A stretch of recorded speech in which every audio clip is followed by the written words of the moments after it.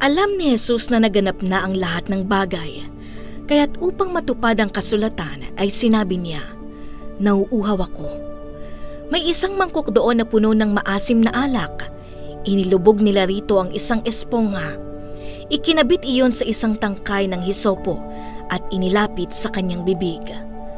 Pagkatanggap ni Jesus ng alak, sinabi niya, "Naganap na." Iniyuko niya ang kanyang ulo at nalagot ang kanyang hininga. Juan 19, versikulo 28 hanggang 30.